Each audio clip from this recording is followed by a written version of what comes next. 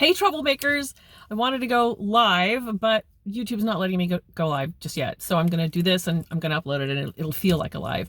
But I won't be able to go live until tomorrow, 24 hours from now. The reason why I'm going live is because, well, so first of all, I'm sure you've all wondered, where the hell have you been, Troublemaker Baker? I have a family, and a little family. It's me, my husband, and our teenage daughter. And the start to the school year was a little bit bumpy, and so I just took time off for my family. I put an abrupt start to August, and I still have 2 or 3 August episodes sitting up in my computer waiting to be edited. I do want to complete a full 30 days of making eggs. Might not happen until the end of December or January. I have no idea, but I'm definitely going to commit to doing 30 full egg videos because there's some egg recipes that I really want to make. So that's the status of August. But the reason why I'm uploading this video now is that I have been attending the Kaitlin Armstrong trial here in Austin. I live about half a mile from where the tragic murder of Moriah Wilson took place. I walk past the house frequently on my way to coffee shops and one of my favorite places to get pasta, Patrizzi's, and oh gosh, Benu Coffee is up that ways, and a couple of really good Mexican food restaurants. I live in a really cute little neighborhood in Austin, and yeah, it's where the murder happened. I tried, after the murder made the news, I tried to think back, did I hear sirens that particular evening? The thing is, my house backs to a very busy intersection and I hear sirens fairly often, so I didn't particularly remember hearing the sirens that evening. But here are my takes on days 1 and 2 of the trial. I did also go to the first day, to jury selection, so I'm just going to give you what I observed. I'm tweeting about it over on my Twitter account, which is Julie Ann Holden, JulieAnnHolden, and now you know my full name, middle name and all, on Twitter. I'm mostly tweeting, like, I'll tweet when a new witness comes to the stand, and then really just tweeting big moments because I'm trying to take it all in and really watch and listen. Okay, so what have I observed? During jury selection, I got there halfway through the prosecution's side of jury selection, and they were just asking questions.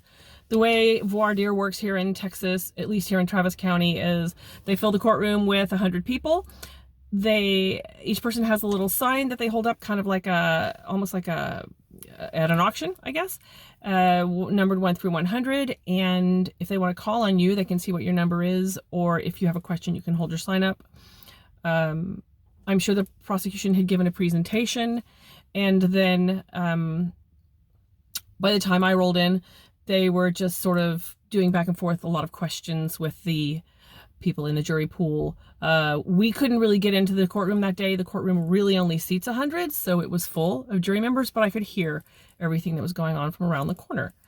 Sort of a little alcove. Let's see. Jury selection. Right. They concluded the prosecution portion, and then there was a 20-minute break, and I managed to just sort of sit quietly at the back of the courtroom during the break, and I overheard the bailiffs and the defense attorneys discussing the fact that Kaitlin Armstrong seemed to want a smaller shirt and a smaller jacket. And then some words to the effect of, but it has to fit over the vest, were said. Some people on Twitter are saying that she's not restrained in any way. I strongly suspect she has on a restraint vest underneath her shirt. She was wearing a white dress shirt yesterday and a sort of a sky blue dress shirt today with a jacket over the top of it, a dark blue jacket. It does not look like they are shackling her to the floor or anything like that, like they did with Lori Vallow. But I'm 99% sure she's got a restraint vest under there. A shock vest, I guess, is how those work. There are also 3 officers within easy reach of her at all time. Because, as you may remember, she not only fled to Costa Rica, but she also tried to flee custody when she was out for a medical procedure out of the jail and at one of our local hospitals for a medical procedure last month. One thing I'll add right here that I learned during these first 2 days is she got about a mile before they got her. I just sort of envisioned her taking off the minute they exited the hospital area, running across the parking lot, and I watched the fence. I know the area where she was running. I didn't realize it was that far from where she got out of their clutches, as it were. But yeah, that was news to me that she got about a mile before they grabbed her. And the judge, as I'm sure you already know by now if you're following this case, has ruled that they are allowed, the prosecution is allowed to discuss that attempt to flee custody during this trial. So what else happened during jury selection? I have my notes here. Oh, so everybody sits in the jury pool. Prosecution does a presentation and asks questions. Defense does a presentation and asks questions. And then they kick everybody out, including the jury. And then they go and they do all of their peremptories and strikes and everything else. And the jury is picked and everybody's brought back in and the jury is set just like that. Takes about a day. One of the defense attorneys walked past me at one point and he had a legal piece of paper on it with this row of grids on it. So I imagine that's probably one of the methods they use for picking which jurors they want, which ones they don't want. Just a little box with each person's number on it, maybe little notes from your jury questionnaires if you'd wish. And, you know, X them out if they don't want them, maybe circle them if they do. It's a very efficient process. Wow, I'm sitting near a graveyard and there are some people jogging in the graveyard. Just, they're not fleeing, or they're exercising, running through the graveyard. Oh, this graveyard has a big circle in it. That's probably why. It's a nice gravel path, actually. Okay, cool, whatever. Austin's weird. Let's see, what else did I notice? Of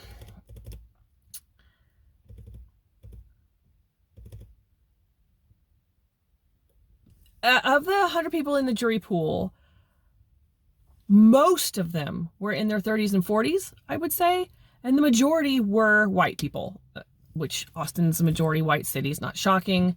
But once they sat the jury, roughly 6 of the 14 jurors are people of color. I thought that was kind of interesting. Take of that what you will.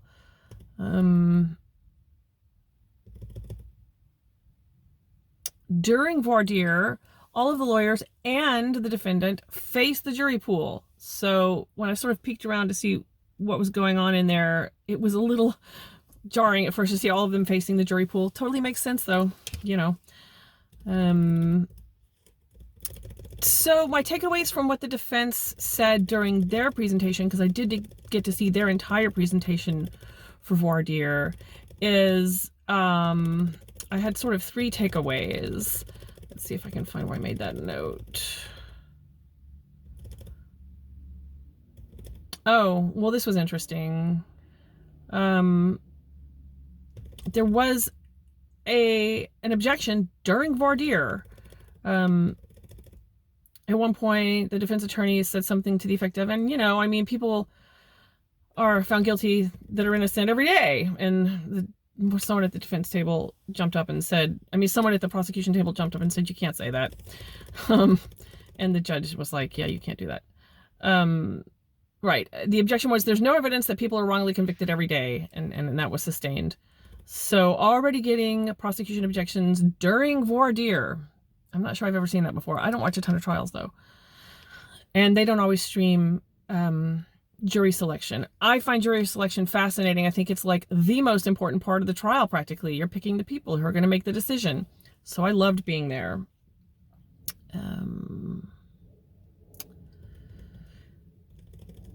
Okay.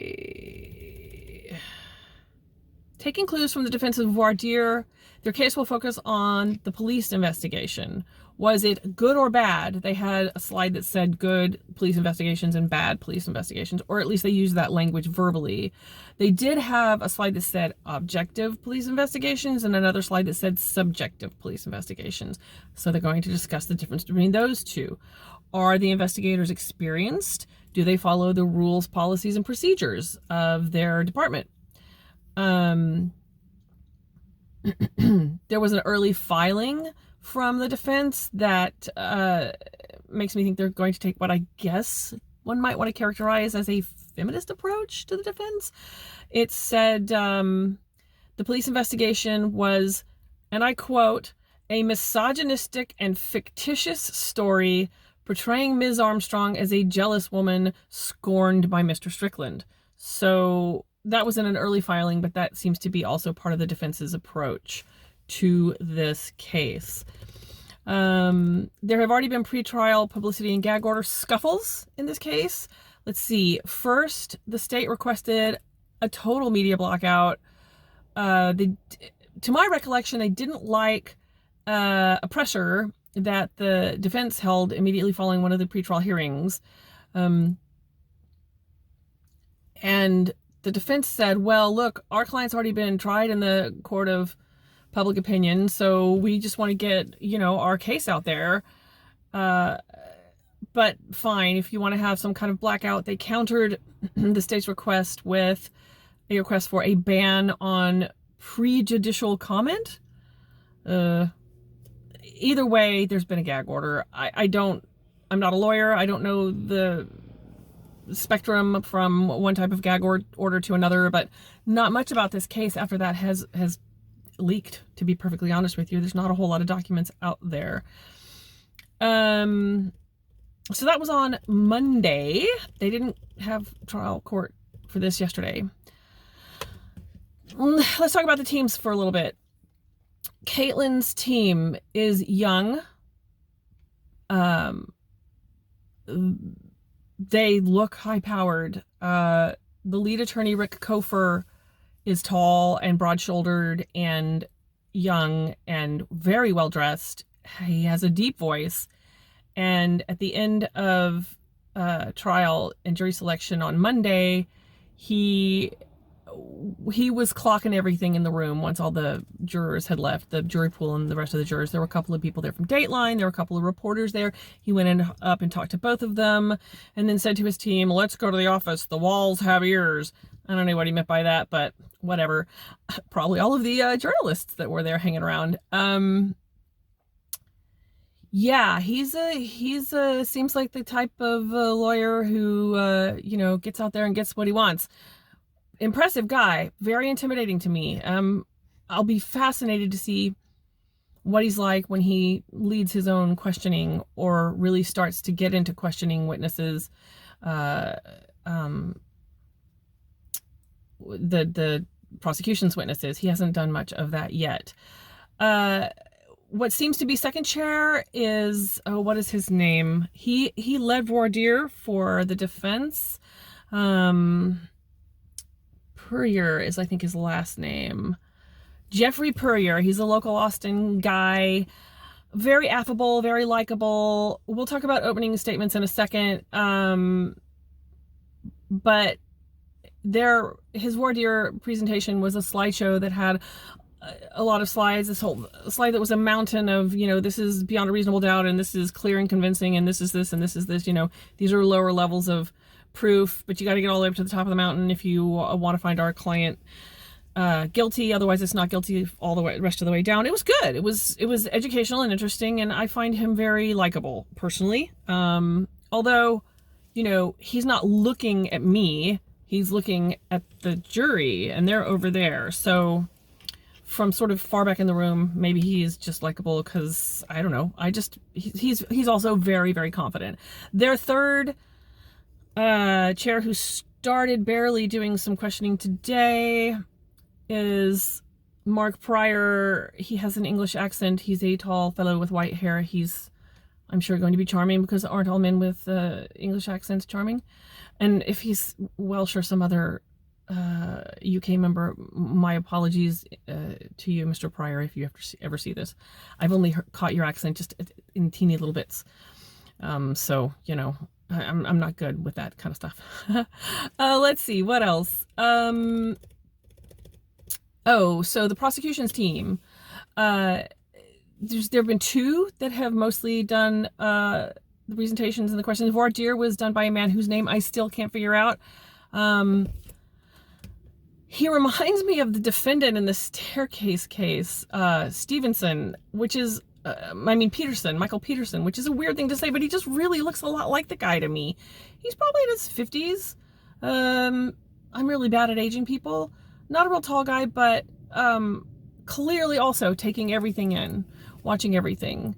And then, he seems like the more scary cop, sort of analogous to Rick Kofer, and then the good kind of sweeter, softer cop, if you will, good cop, bad cop, is oh gosh, what is his name? Ricky Jones on the prosecution's team. He did the opening statement and objected to the defense's opening statement 5 or 6 times, hops up out of his chair, gets pretty heated, seems like a really smart attorney.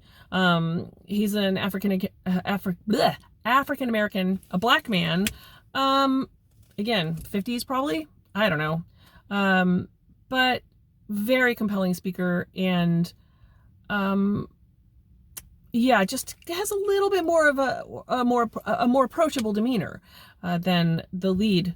And I don't know, maybe he's the lead and the other guy is the second chair. I can't tell. They don't sit as consistently in kind of a first chair, second chair situation over there on the prosecution side.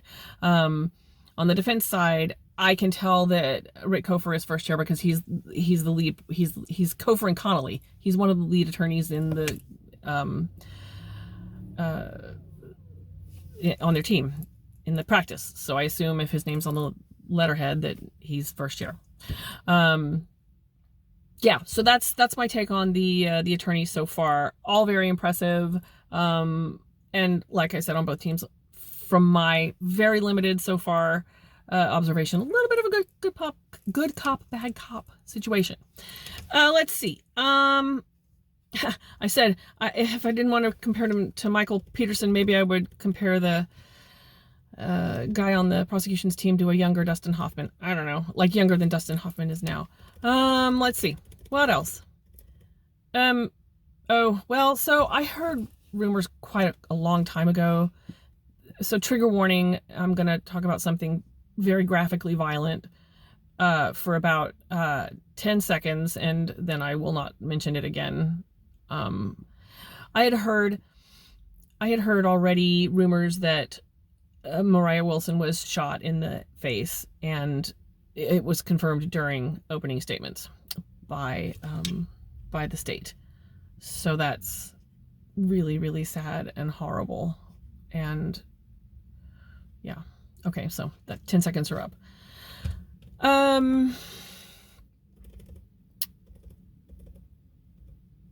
Right. So, defense. So, first let's talk about the state's opening statements. Really, really well done by the attorney. I cannot remember these people's names. Rick Jones. Attorney Jones had a very comprehensive, really well done slide presentation with a lot of facts on it. It wasn't overwhelming. It was just the right amount. He paced it through so perfectly on his pacing. He wasn't going too fast. He wasn't going too slow. I think everybody in the courtroom was riveted. Just not too much information Pike County, a lot of people didn't like the female attorney for the state on that trial. I did like her, but oh my God, her opening statement was so long. Very, very complicated trial. How many victims? 6? I don't even remember. And 4 defendants, but only 1 for that particular trial. But still, I really appreciated that Attorney Jones kept things streamlined, but also very data rich. I wasn't about to be taking any pictures. I think some people were. You're not supposed to. So I didn't take notes on all of the information. But if you go on Twitter and find one of the reporters that's live tweeting at the trial, you'll get a lot of data from them if you want all of the information that was on that great slide presentation. Then the defense does their opening, and it was either 5 or 6 objections from the state. And primarily what it had to do with was you're supposed to stick to a roadmap of the case. You're not supposed to talk about the defendant's state of mind. You're supposed to talk about the evidence, but you're not supposed to talk about how the jury should approach the evidence. I think about half of them were sustained and about half of them were overruled. I do feel like it threw off, oh gosh, see me and names. Puryear. I do think it threw off Attorney Puryear a little bit, but well, towards the end especially, he just kind of fizzled out, because I think he was like, I mean, you know, I can't say anything here, but I mean, he wasn't playing by the rules from what I understand.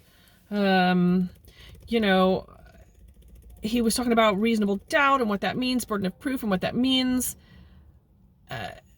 So yeah, that was quite some fireworks.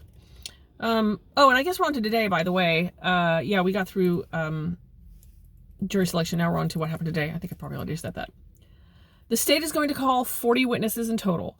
Based on the state's opening statements, I think a lot of them are going to be technical stuff like Strava, which is the application that these cyclists use to like map my run for gravel cyclists. Cell phones, the GPS in Kaitlin Armstrong's Jeep, and then forensics. They talked about DNA evidence and they talked about tool mark evidence. While I'm on this topic, the DNA evidence is going to be, among other things, this is new. So after Mo Wilson was murdered, somebody took her very, very, very expensive bicycle, $15,000, $20,000 bicycle, and like rode it up the road a little bit and threw it in some bushes. We knew it had been found in some bushes, but they did get DNA off of the handlebars and off of the seat that are an extremely likely match for Kaitlin Armstrong. So that was in Attorney Jones's excellent PowerPoint presentation. I don't even want to call it a PowerPoint presentation because everybody hates PowerPoint presentations. Slideshow, his excellent visuals and data in the opening. What else can I tell you? Okay, so there were 8 people that were brought up at the start. 8 people were supposed to testify today. We only got to 7. I believe we reached 7. 4 of them were in law enforcement uniforms and 4 of them were plain clothes. One of the plainclothes people was a former APD police officer. One of the people in plain clothes was Mo Wilson's brother. And I'm not sure if we got to the other person in plain clothes. Oh, yes, of course we did. It was Caitlin Cash. She was a very important witness today. She was a very, very close friend of Mo Wilson and her family. It was her apartment where Mo Wilson lost her life. So that last person in plain clothes was Kaitlin Armstrong's sister. She did not take the stand today, so I suppose she's going to take the stand tomorrow. And that will be interesting. I guess she was subpoenaed by the state and has to take the stand for the state. Okay.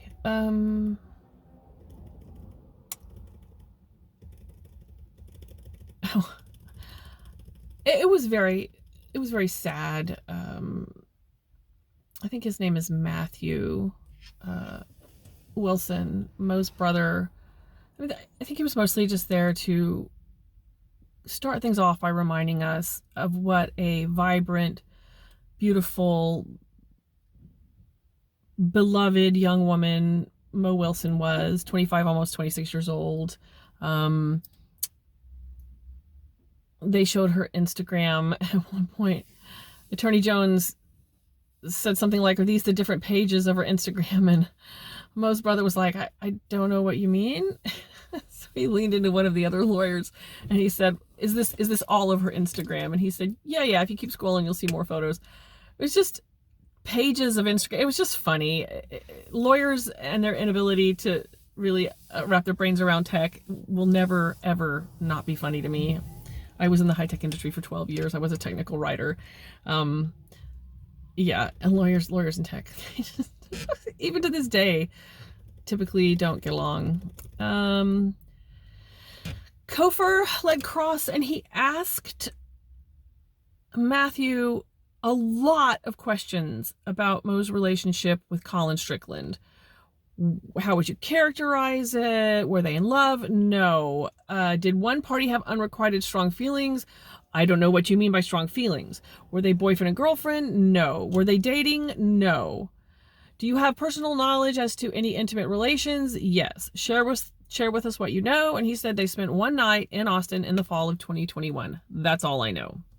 So both sides are asking a lot about the relationship between Mo Wilson and Colin Strickland. Take of that what you will. After that, Kaitlin Cash testified. She was so brave and so impressive. I can't imagine what a hard day it was for her and Mo Wilson's family and friends. She's really remarkable. She confirmed that there was a fling, if you will, that was the defense's term, between Mo and Colin in October of 2021. Didn't last long, wasn't serious. There was a whole lot of talk about a green stick of gum that Kate, they call her Kate, found. She said she was just looking for anything that was out of place to try to figure out what on earth had happened, who had been here, who had done this. I don't know. Stick of gum. It's in evidence. They showed a picture of it. I have no idea. What else? Oh, okay. This is important if you're following this case. In their opening statements, the defense said that one of the reasons why Kaitlin Armstrong left the country, she likes to do yoga in beautiful places, fine, and that can be established if you've seen her Instagram. But they also said strange things, and I quote, strange things happened at her house around the time of the murder, and I'm pretty sure this refers to the vandalism, quote unquote vandalism, as Colin Strickland, I think.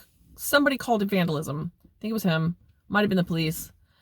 Happened at his house, I believe the night of the murders or maybe the night after. I have 16 pages of his interview with police on my Twitter where this is discussed. If you're following this case, I strongly recommend you go read it because, again, before the gag order in that one presser that the defense did after a pretrial hearing, they brought up this vandalism, and I don't really know what they're going to make of it. It's just a weird story. So yeah, go check out my Twitter feed and find the tweet about the vandalism. Maybe I can put a direct link to that tweet below or on this, comments on this or something. I don't know. Let's see. I felt like I saw shell casings in the kitchen on the body cam footage, and that can't be right. That cannot be right. I'm baffled by it. I don't know. That was weird. They played the 911 call. It was very hard to hear. They played body cam footage of the very first responder doing CPR. They pixelated Mo's face, but it was very hard to watch. I have to reiterate how incredibly brave and strong Kaitlin Cash is. She did CPR on her friend for, I think, almost 10 minutes. I'm not sure. The call was 10 minutes, so she probably didn't start it wasn't 10 minutes fully, but I mean, it was almost 10 minutes. And okay, trigger warning again, 10 seconds, and then you can come back. It's very evident that Mo Wilson was deceased when Kaitlin Cash found her, but she still did CPR. But she was no longer living, but she still tried. Okay, 10 seconds are up. Let's see. First responder to the scene testified they played his body cam. He did CPR. The EMS officer who sort of took over took the stand, just discussed more of the details of her injuries and that she was no longer living, was called at the scene.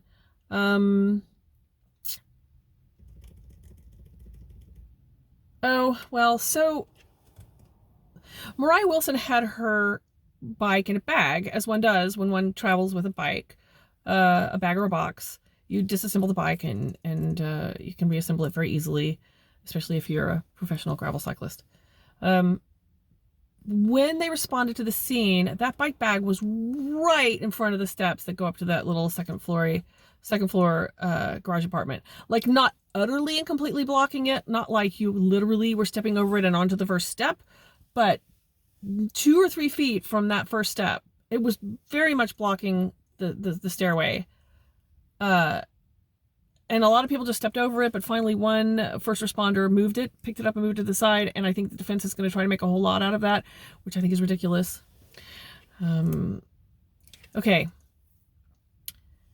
The other thing that I think the defense is going to try to use to muddy the waters is whether or not they got Kaitlin's Jeep on, I'm almost positive, like several security video cameras in the neighborhood, but for sure one. And I think in the opening statements that Attorney Jones said 3. We talked about 1 today. We only got to 1 today. It's very, very confusing, the fact that there's kind of 2 alleys that are like this. What it is there's a street, and here's the front house where, you know what, I'm not going to try to describe it. I have another tweet. I made a map while I was sitting in the audience to make it really, really clear where this is located and where these 2 different alleys are. So if you're interested in that, go take a look at it. I think the defense is going to say, well, you can't see it clearly, and I don't know, that's not close enough. And I think they're going to try to make it muddy, make it confusing. It's not confusing. It's really clear that she was circling. That was also in the opening statements from the prosecution. She was circling the neighborhood for, I don't remember how long, for quite a while before the murder. Circling her house.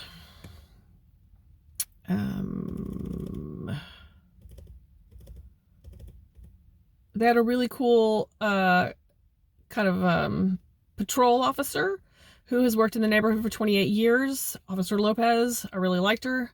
She was a little pistol. She was the one who found Mo's bike put off in the bushes.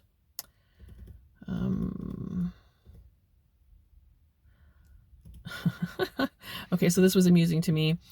Just before lunch, Rick Kofer leaned over to it was either a junior attorney or either an assistant attorney or an admin assistant. They've got their whole like massive team of people, and said, can you carry my bag? I don't want to look like a child when I walk out there. And she said, well, you are a child. Well, she was younger than him. She was a young woman, so implying that he's a big baby. It was very funny and playful, and he laughed, and then he said, you know, the press is out there.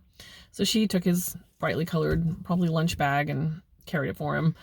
I just found it amusing. The defense team seems to be a pretty congenial bunch with each other, as does the prosecution, to be honest with you, but I'm seated by the defense table, so I see their goings on a lot more. Way more people are sitting on the prosecution side. As someone said during the Alec Murdaugh trial, it's not a wedding, but I do understand that if you were friends with Mo Wilson or her family, or are heavily into the biking community, you would want to sit with your friends behind her family on the prosecution side. Fine with me, leaves me more room to sit over there by the defense, and I can see the witness stand more clearly from there. Let's see. I think, one last thing. There was a projectile. I didn't say too much already. Trigger warning, 10 seconds, come back. Okay.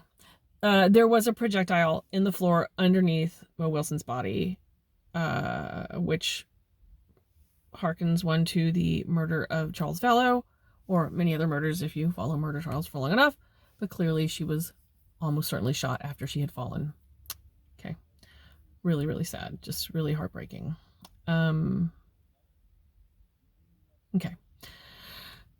Right, so the end of the day, the final witness was a police officer, and actually not a police officer, a homicide investigator. He's gone on to a different investigator type role. I didn't catch what it was, but he was in homicide investigation for APD for 5 years, and he just told all about what it was like, him going around getting the security camera, knocking on the door, getting the people to give him the footage, etc., etc.